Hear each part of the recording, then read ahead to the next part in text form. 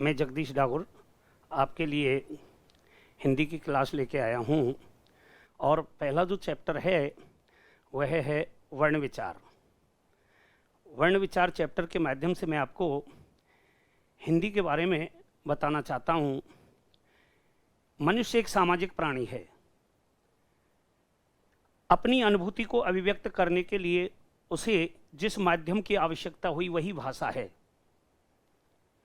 भाषा तीन प्रकार की मानी गई, जिनमें एक है सांकेतिक भाषा। सांकेतिक भाषा। दूसरी है मौखिक भाषा।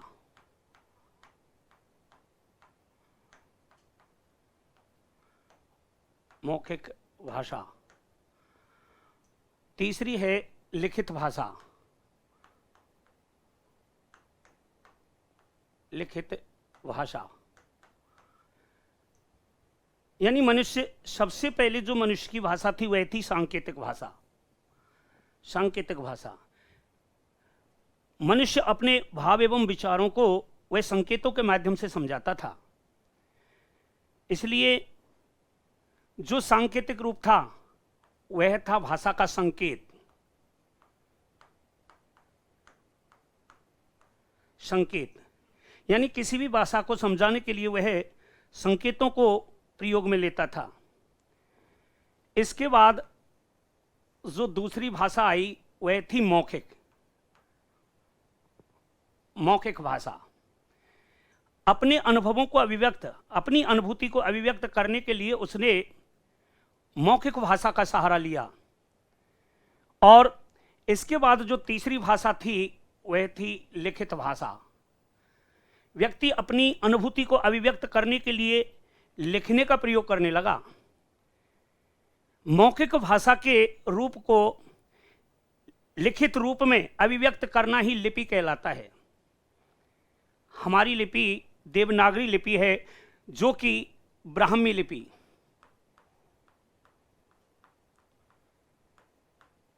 ब्राह्मी लिपि से आगत है। ब्राह्मी लिपि से आगत है। कहने का तात्पर्य है कि हमारी जो देवनागरी लिपि है वह आपके ब्राह्मी लिपि से आई है।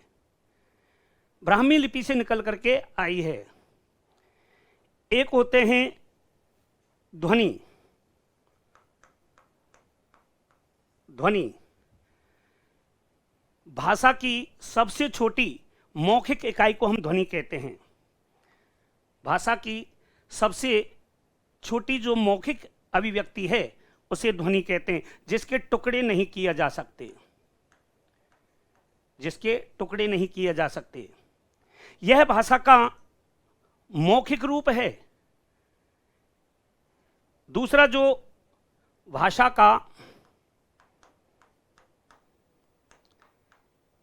लिखित रूप माना गया है वह वर्ण है। भाषा की सबसे छोटी लिखित अभिव्यक्ति जो है वह वर्ण मानी गई है। भाषा में वर्णों का जो व्यवस्थित क्रम होता है, भाषा में वर्णों का जो व्यवस्थित क्रम होता है वह वर्णमाला माना जाता है।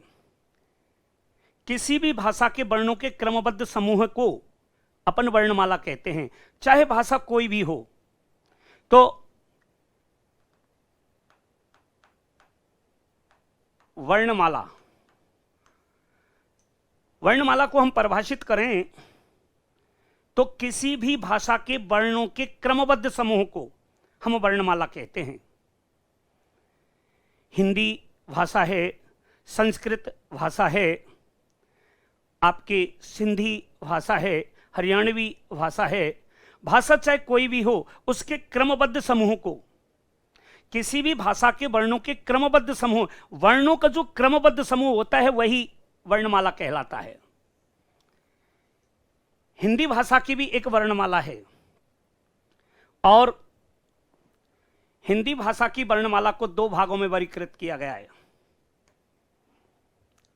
हिंदी भाषा की वर्णमाला को दो भागों में वर्गीकृत किया गया है, जिसमें एक है स्वर, एक है स्वर, तो दूसरा है व्यंजन। यानी जो भाषा है उसकी एक वर्णमाला, जो एक वर्णों का व्यवस्थित रूप है, को दो भागों में वर्गीकृत किया गया। एक है स्वर और दूसरा है व्यंजन। अब सवाल यह उठता है कि हम स्वर किसे कहते हैं? बे वर्ण ध्वनियां, बे वर्ण ध्वनियां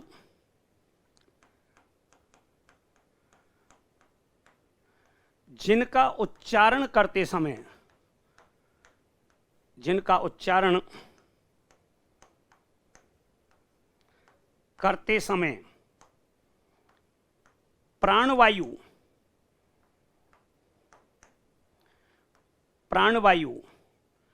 में किसी प्रकार की रुकावट नहीं आए, उन्हें हम स्वर कहते हैं। कहने का तात्पर्य यह है कि बे वर्ण ध्वनियां जिनका उच्चारण करते समय प्राणवायु में किसी प्रकार की कोई रुकावट नहीं आए, उन्हें हम स्वर कहते हैं। और बे वर्ण ध्वनियां, बे वर्ण ध्वनियां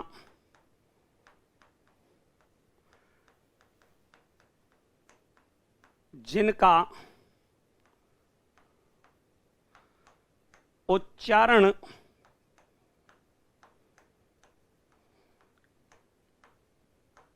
करते समय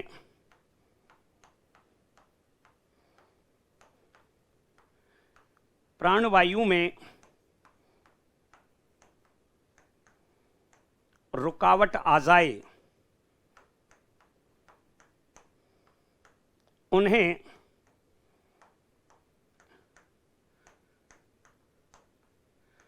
व्यंजन कहते हैं। तो वर्णमाला को दो भागों में विभक्त किया गया है, एक है स्वर और दूसरा है व्यंजन। बे वर्ण ध्वनियां जिनका उच्चारण करते समय प्राणवायु में, बे वर्ण ध्वनियां जिनका उच्चारण करते समय प्राणवायु में किसी प्रकार की कोई रुकावट नहीं आए। कहने का तात्पर्य है कि जो प्राणवायु हमारी नाभि से अवाध गति से बाहर निकलती है, वे हैं स्वर। जैसे हमने ए, आ, ए, आ, ई, उ, तो कहने का तात्पर्य है कि बे वर्ण ध्वनियां जिनका उच्चारण करते समय प्राणवायु निर्वाध गति से बाहर निकलती है, उन्हें कहते हैं स्वर। इनकी संख्या 11 मानी गई है। और बे वर्ण ध्वनियां जिनका उच्चारण करते समय प्राणवायु में रुकावट आ जाए, जैसे क, ख, स्वर स्वतंत्र होते हैं, जबकि व्यंजनों को बिना स्वरों की सहायता लिए पूर्ण नहीं किया जाता है। ये स्वर जो हैं ये तो निर्बाध गति से व्यक्त होते हैं, लेकिन व्यंजनों को बिना स्वरों की सहायता उच्चारित नहीं किया जा सकता है।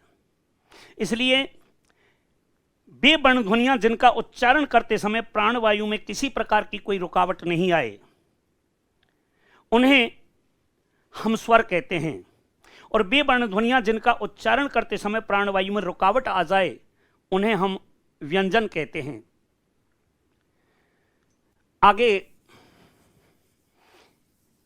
जो आपके स्वर हैं उनका वर्गीकरण निम्न प्रकार किया गया है। जो स्वर हैं उन्हें निम्न प्रकार वर्गीकृत किया गया है। जो स्वरों का वर्गीकरण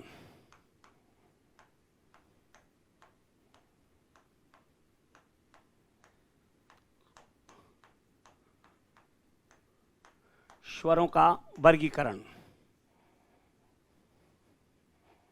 स्वरों को निम्न प्रकार वर्गीकृत किया गया है। एक है आपके उत्पत्ति या स्रोत के आधार पर,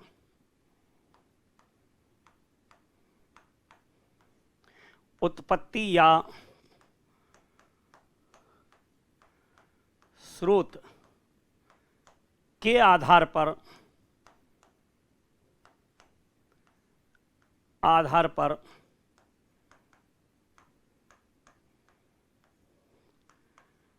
स्वरों का वर्गीकरण। उत्पत्ति या स्रोत के आधार पर स्वरों का वर्गीकरण यानी स्वरों की उत्पत्ति कैसे हुई, स्वर कहां से अभिव्यक्त हुए, स्वरों को किस प्रकार से उत्पत्ति या स्रोत के आधार पर वर्गीकृत किया गया है। उत्पत्ति या स्रोत के आधार पर जो स्वर हैं उन्हें दो भागों में वर्गीकृत किया गया। तो सबसे पहले मैं आपको 11 स्वर ए, आ, ई, उ, री, ए, आई, ओ,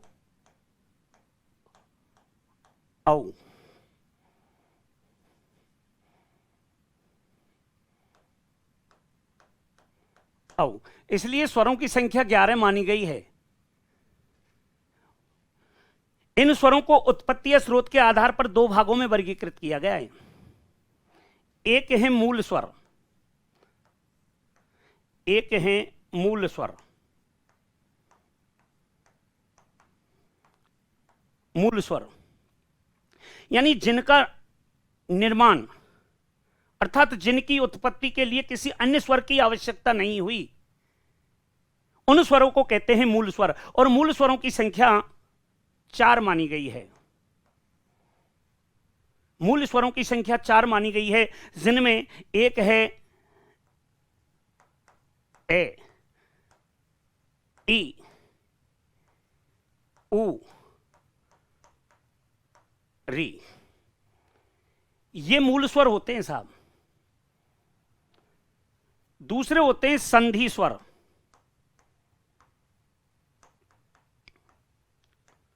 संधि स्वर नाम से विदित होता है, संधि यानी मेल।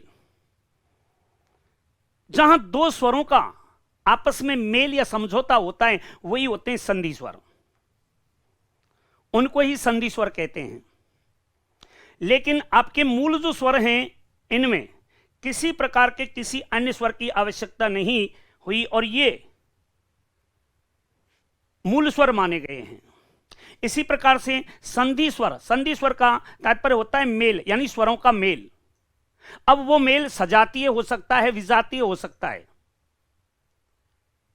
और ये संधि स्वरों की संख्या 7 मानी गई है, जिनमें आ, ई, उ, ए, आई, ओ, औ। यानी जो संधि स्वर हैं उनकी संख्या 7 मानी गई है। पुनः संधि स्वरों को दो भागों में वर्गीकृत किया गया है साहब। पुनः संधि स्वरों को दो भागों में वर्गीकृत किया गया है।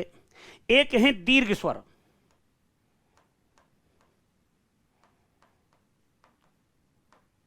दीर्घ स्वर, और एक है संयुक्त स्वर।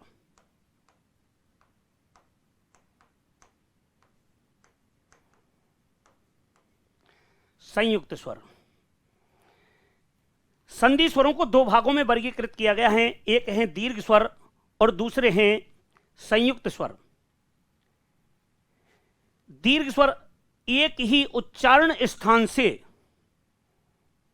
प्रयुक्त होने वाले स्वरों के मेल से जिस दीर्घ स्वर का निर्माण होता है उन्हें कहते हैं दीर्घ स्वर। अब एक ही स्थान से उच्चारित होने वाले, उच्चारण स्थान हमारे मूल 5 हैं, कंठ, तालु, मूर्धा, दंत और ओष्ठ। तो एक ही स्थान से उच्चारित होने वाले स्वरों के मेल से जो स्वर दीर्घ रूप में आता है वही दीर्घ स्वर माना जाता है। जैसे आ, ई, उ, इनकी संख्या 3 होती है साहब, इनकी संख्या 3 होती है। जब संधि स्वरों की संख्या 7 होती है और संधि स्वरों में से दीर्घ स्वरों की संख्या 3 होती है, तो यहां पर अपने आप व्यक्त हो जाता है कि संयुक्त स्वरों की संख्या 4 होगी, जिसमें ए, आई, ओ, औ। इन्हें विजातीय स्वर भी कहते हैं।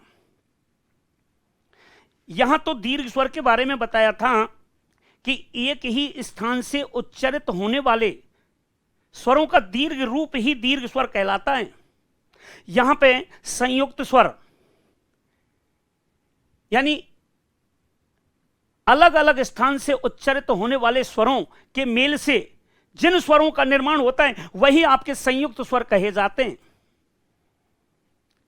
संयुक्त स्वरों को पुनः 2 भागों में वर्गीकृत किया गया है, 2 भागों में वर्गीकृत किया गया है। नंबर 1 है गुण स्वर, एक है वृद्धि स्वर। एक है गुण स्वर, एक है वृद्धि स्वर। गुण स्वर संधि में जिन स्वरों को गुण रूप में माना जाता है वे ही गुण स्वर माने जाते हैं, जिनमें ए और ओ इनकी संख्या होती है 2। और वृद्धि स्वर आई और औ इनकी संख्या भी 2 होती है।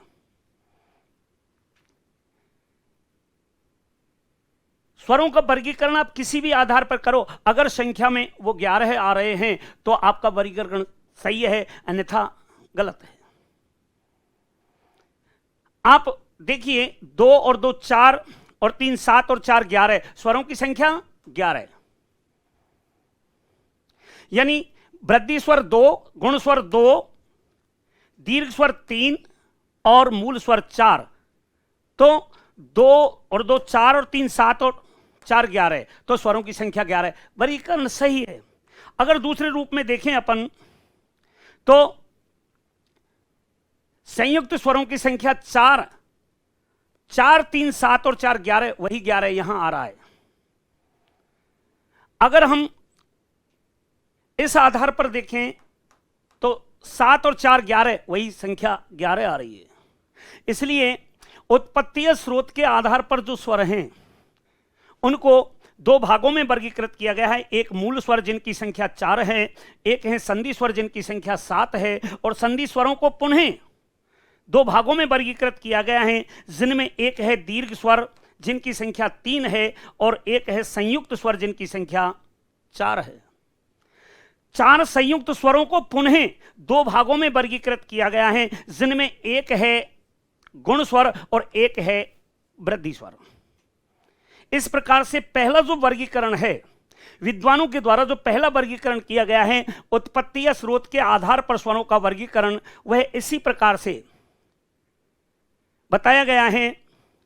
इसलिए उत्पत्ति या स्रोत के आधार पर स्वरों का वर्गीकरण आपके सामने दिखाया गया है, जिसमें मैंने आपके लिए मूल स्वर, संधि स्वर, मूल स्वरों की संख्या 4,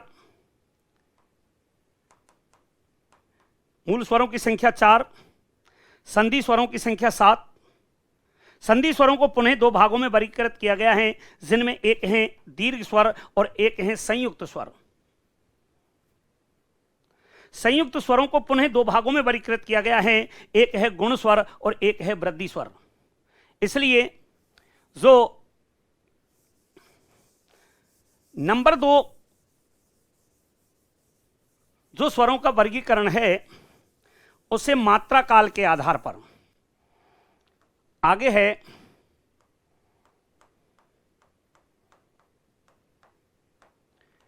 मात्रा काल के आधार पर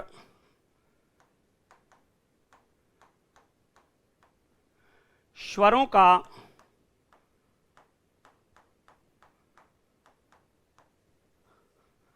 वर्गीकरण। दूसरा जो विद्वानों ने वर्गीकरण किया है स्वरों का, वो किया है मात्रा काल के आधार पर स्वरों का वर्गीकरण। मात्रा किसे कहते हैं, जहन में यह बात सबसे पहले आती है, मात्रा है क्या? तो मात्रा के बारे में एक छोटी सी परिभाषा है, उच्चारण में लगे समय को ही मात्रा कहते हैं। अब उच्चारण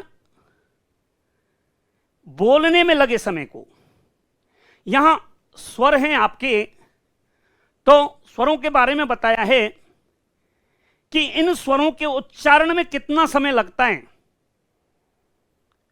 स्वरों के उच्चारण में कितना समय लगता है। तो मात्रा काल के आधार पर जो स्वरों का वर्गीकरण किया गया है उसमें सबसे पहले यही है कि मात्रा कहते के, तो उच्चारण में लगे समय को अपन मात्रा कहते हैं। वर्ण या शब्द के उच्चारण में लगे समय को मात्रा कहते हैं। यूं तो मात्रा 3 होती हैं, मात्राओं को 3 भागों में वर्गीकृत किया गया है, जिनमें नंबर 1 है ह्रस्व मात्रा, नंबर 2 है दीर्घ मात्रा, और नंबर तीसरी जो मात्रा है, नंबर जो तीसरी मात्रा है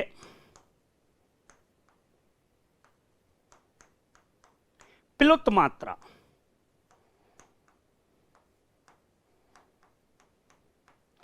प्लुत मात्रा। अब जब हम स्वर पढ़ा रहे हैं, जब हम स्वर पढ़ा रहे हैं तो हमें स्वरों के बारे में ही चर्चा करनी चाहिए। तो जिन स्वरों के उच्चारण में समय कम लगता है, ह्रस्व का मतलब होता है कम, तो ह्रस्व स्वर भी कर देंगे हम यहां पे, स्वर। जिन स्वरों के उच्चारण में समय कम लगता है उन्हें कहते हैं ह्रस्व स्वर। और यह बात मैं पहले बता चुका हूं कि जो मात्रा है 3 प्रकार की होती हैं, एक है ह्रस्व मात्रा, 2 है दीर्घ मात्रा, 3 है प्लुत मात्रा। ह्रस्व जिन में कम समय लगता है वो ह्रस्व, ह्रस्व से दुगना लगता है वो दीर्घ, और प्लुत में इस दीर्घ से भी तिगुना चौगुना जो समय लगता है वही प्लुत है। लेकिन प्लुत का प्रयोग हिंदी में वर्जित है, हिंदी में प्लुत का प्रयोग नहीं किया जाता है। प्लुत का प्रयोग संस्कृत में किया जाता है। किसी को उद्बोधित करते हुए, मंत्रोच्चारण आदि में, मान के चलो हम किसी के लिए आवाज देते हैं, अरे रमेश अयो, ये जो है, ये है प्लुत। लेकिन प्लुत का प्रयोग किस में नहीं किया जाता है? हिंदी में नहीं किया जाता है। हिंदी में प्लुत का प्रयोग नहीं किया जाता है। प्लुत का प्रयोग संस्कृत में किया जाता है, हिंदी में इसका प्रयोग नहीं किया जाता, संस्कृत में इसका प्रयोग किया जाता है। तो अब देखा जाए तो मात्रा, हिंदी में मात्रा केवल 2 होती हैं, एक तो होती है ह्रस्व मात्रा, एक होती है दीर्घ मात्रा। ह्रस्व मात्रा का जो अव्यक्ति चिन्ह है वो ये है, और दीर्घ का इस प्रकार से। अब स्वरों को मात्रा काल के आधार पर दो भागों में वर्गीकृत किया गया है, क्योंकि मैं पहले ही बता चुका हूं कि प्लुत का प्रयोग हिंदी में नहीं किया जाता, इसलिए ह्रस्व स्वर, हिंदी में ह्रस्व स्वरों की संख्या 4 होती है, जिनमें ए, ई, उ और री, इन्हें कहते हैं ह्रस्व स्वर। संख्या हो गई 4, इनकी संख्या हो गई 4। और जब दो भागों में स्वरों को वर्गीकृत किया गया है तो इसमें एक है ह्रस्व स्वर, एक है दीर्घ स्वर। इसे हम स्वर भी लिख देते हैं यहां, ह्रस्व स्वर और दीर्घ स्वर। तो ह्रस्व स्वरों की संख्या है 4, जिनमें ए, ई, उ और री। इसी प्रकार से जब दो भागों में वर्गीकृत किया गया है तो निश्चित है कि जब स्वरों की संख्या 11 है, ह्रस्व स्वर आपके 4 हैं, तो दीर्घ स्वर अपने आप ही 7 माने जाएंगे, जिनमें आ, ई, उ, ए, आई, ओ, औ। इनकी संख्या 7 है। अब एक प्रश्न यहां स्पष्ट होता है कि जिन स्वरों को मात्रा काल के आधार पर, जिन स्वरों को मात्रा काल के आधार पर ह्रस्व स्वर कहते हैं, समझना, जिन स्वरों को मात्रा काल के आधार पर ह्रस्व स्वर कहते हैं, उत्पत्ति या स्रोत के आधार पर उन्हीं स्वरों को क्या कहेंगे? मूल स्वर कहेंगे। मैं इसके बारे में पहले बता चुका हूं, उन्हें मूल स्वर कहेंगे। अब एक प्रश्न यहां स्पष्ट हो जाता है कि जिन स्वरों को मात्रा काल के आधार पर ह्रस्व स्वर कहते हैं, उन्हीं स्वरों को उत्पत्ति या स्रोत के आधार पर मूल स्वर कहते हैं। और गणना करें तो 7 और 4 11 और स्वरों की संख्या 11। चाहे वर्गीकरण किसी भी प्रकार का किया गया हो, हर आधार पर स्वरों की संख्या 11 आनी चाहिए। अगर आपकी 11 संख्या है तो बिल्कुल आपका वर्गीकरण सही है, नहीं तो गलत।